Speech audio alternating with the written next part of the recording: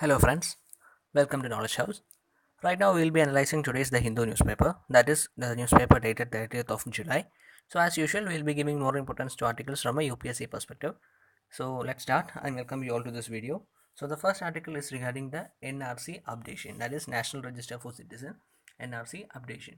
So as you all know that this particular thing has been in the news for last couple of weeks. So the much awaited complete draft of NRC is expected to take Assam a step closer to segregating the genuine citizens from illegal immigrants and will be published at 10 a.m. on Monday. So already various security measures have been taken, including the section 144 of the CRPC has been imposed in sensitive areas, and this particular section, imposes restrictions on the movement of people in groups of in a group of more than four. So another thing to be noticed here is the 52 were convicted foreigners as opposed to declared foreigners,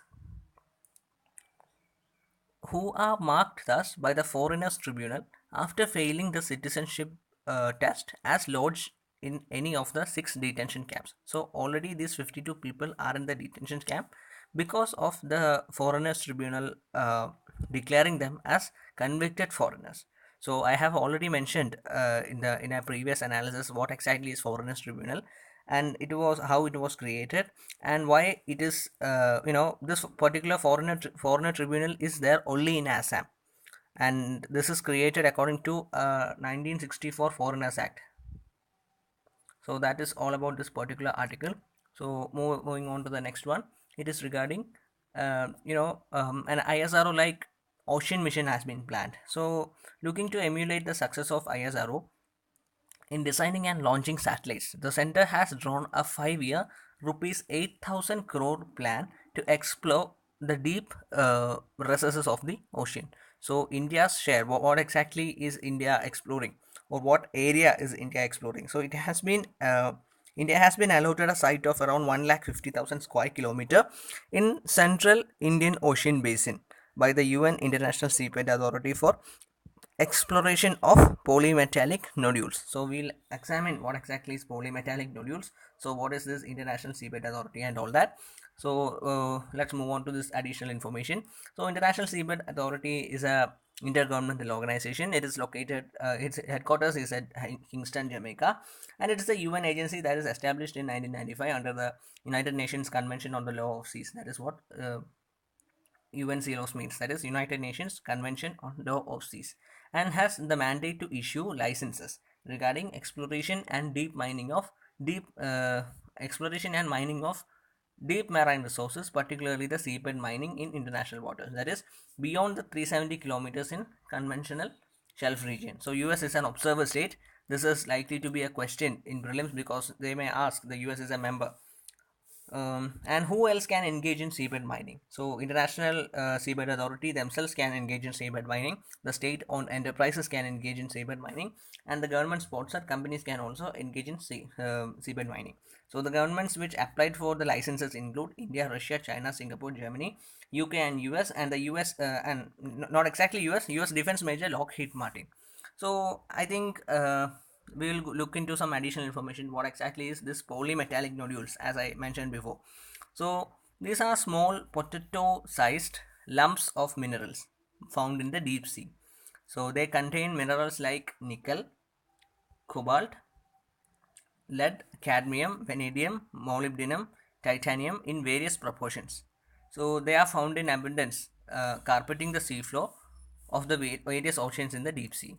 So that is exactly what is this polymetallic nodules. So, and the seabed mining is really a hot topic because this vast repository of minerals, as I mentioned before, this coal, manganese, cobalt, zinc, and various other rare earth metals, REM, that is what they are collectively called, that are needed for smartphones, laptops, and hybrid cars are present in hitherto unexplored areas. So this is one reason why this is a hot topic. Typically, one ore from the seabed deposit is 7 times enriched with minerals than that of mined from the land. So I repeat the statement once again. Typically, an ore from the seabed deposit is 7 times enriched with minerals than that mined from the land. So you can imagine the earnesty with which the nations and organizations want to pursue this area of influence. So that is all about this particular article. And let's move on to the next one. I think it is worth mentioning the concerns regarding the ISA and mining license approvals. So ISA does not have the power to decide whether seafloor mining is good or bad. Its establishment is more titled towards exploiting the resources. This can be considered as a criticism for ISA. So it does not have the power to decide whether seafloor mining is good or bad. Its establishment is titled more towards exploiting these resources, and there is insufficient data to understand the impact of deep sea mining. There are no regulatory frameworks in place to govern the mining operations, and the capacity to enforce such frameworks does not exist. So, this is another criticism. So I am repeating the point. There is insufficient scientific data to understand the impacts of deep sea mining, and there are no regulatory framework to govern such operations, and no capacity to enforce any such frameworks. So no taxation or royalty on the seabed miners is another issue.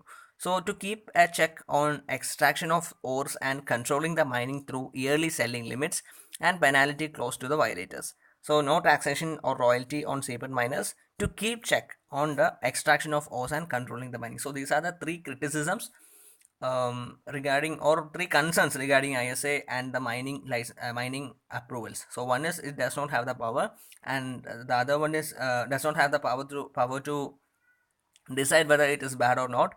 And there is insufficient data to understand the impact of this thing, and there is no royalty and or taxation to keep this whole issue under check. So that is all about this particular news. So moving on to the next one, it is regarding the unbearable being of a D water, that is disguised water. Not it is called dubious water. Sorry, it's not disguised water, it is dubious water. So dubious water means it refers to a group of citizens who are disenfranchised, that is their names are not available in the electoral rolls. So that's what D water means, and this particular article mostly focuses on the personal experiences of certain people because their names has been mentioned. And the worth analyzing thing is this one. So it is like a timeline of the whole issue. So it was in 1951. In the NRC was first prepared in the 1951 to make a registry for all legal citizens in India as per the 1951 census. So I repeat, 1951 census.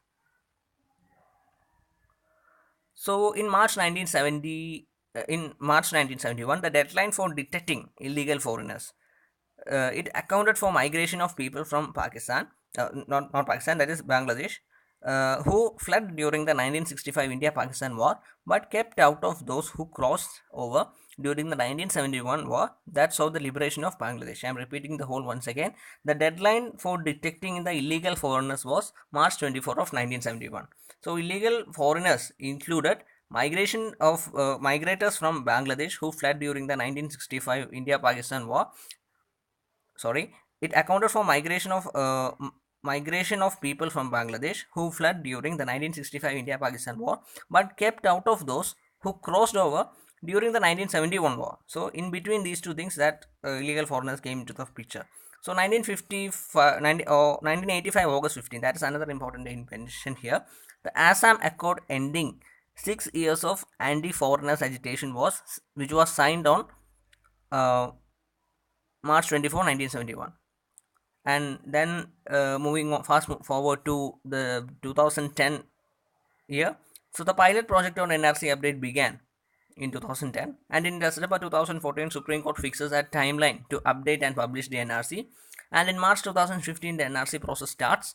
And in December 31, 2017, the first NRC containing the names of um, 19 million out of the 32.9 million applicants were published. And on June 30, that is today at 10 a.m., the final list comes. So that's all about this. So we are moving on to the next article. It is regarding India's plan to procure missile shield from the US. So India is in talks with the US to procure an advanced air defense system to defend the national capital region from the aerial attacks. So NRC must be protected from aerial attacks. So for this, to realize this, India is on talks with the US. So the process of procuring the National Advanced Surface to Air Missile System. National Advanced Surface to Air Missile System 2 is estimated at $1 billion has been initiated. That's what this article says. So this particular system will help preventing 9/11 type attacks when the terrorists flew hijack planes into New York World Trade Center. So similar type of attacks can be prevented in Delhi, and it is in the acceptance of necessity stage now. So that's what an official has said. So acceptance of necessity. So apart from this particular beat, India is also developing an indigenous ballistic missile defense. Ballistic missile defense. That's another important thing. And India is also going ahead with the procurement of S-400 systems. Despite differing views of the US over the sanctions against Russia and the countering America's adversaries through Sanctions Act. So that's all about this particular article. Moving on to the next one, it is regarding the Rohingya part. So we pose no threat to India. That's what the Rohingya militant group has said.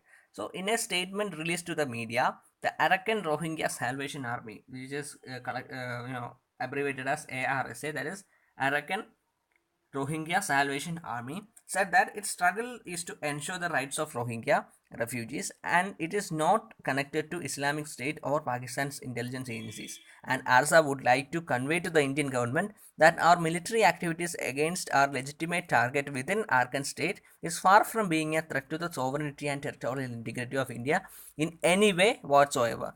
So that is all about this particular article, and it was widely expected that India's move, that is by not accepting not accepting the threatened section of this particular group, by not accepting these people from Bangladesh, India is likely to draw the wrath of any of these militant groups. So anyway, they themselves have declared that nothing of that sort is going to happen. So that's all about this particular article. Let's moving on to the next one. So government panel to study the stressed power sector. So the government on Sunday announced its intention to set up a high-level empowered committee under the cabinet secretary to resolve the stress in the thermal power sector. So the committee will look into various issues in the thermal power sector with a view to resolve them and to take steps to maximize the efficiency of investment, including changes in the fuel allocation policy,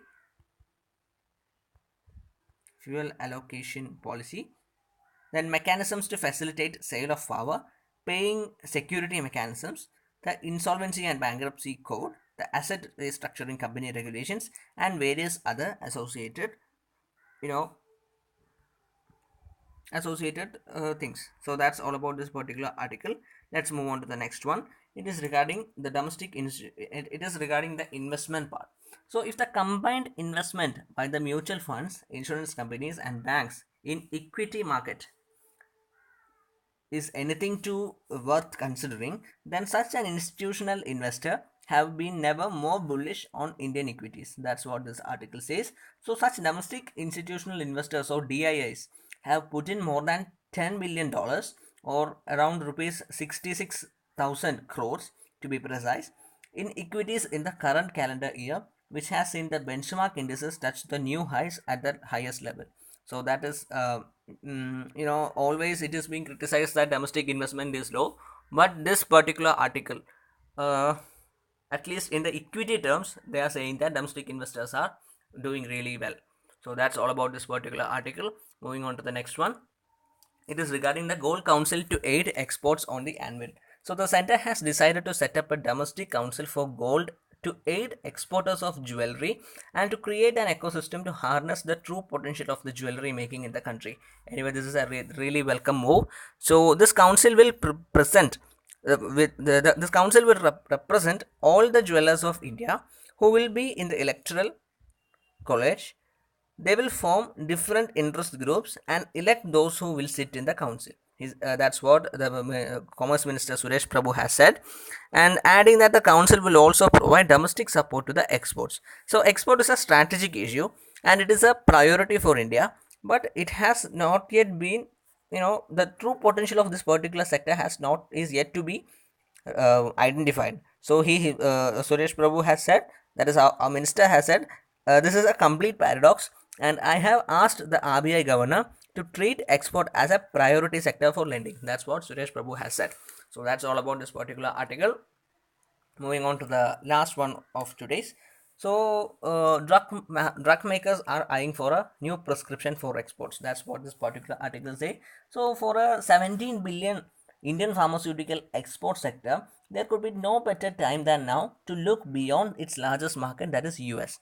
So currently, an upsurge in the challenges in the US market, especially from the long standing regulatory issues to increased pricing and various other issues, and also the kind of friction that exists with the Trump administration, it is the right time for Indian pharmaceutical companies to look for markets that are beyond US. So North America primarily accounted for more than 30% of India's pharma exports in financial year 2018. While it may continue to remain the single largest destination for some more time to come, the fact that it is the fact is it also was the only market to have recorded a contraction in India's drug export basket. So right now, that is right now itself, that is within a few months after the friction has come into the fore, there has been a reduction in the exports. So that's what this article says. So it is a really worth $1 billion industry. So article says that the time is ripe for these pharmaceutical companies to look beyond the US and for various other markets. So that's all about today's Hindu newspaper. Thank you very much for watching this video, and if you like this video, please hit the like button. Please do share it with your friends, and for various kinds of PDFs you can log on to our blog, that is www.knowledgehouse.co. You can follow us, or you can also follow us on Telegram. And if you and we'll be coming up with more interesting and compelling videos, so please subscribe our channel for so that you won't miss any more updates from us. So thank you very much for watching this video once again. Have a great day.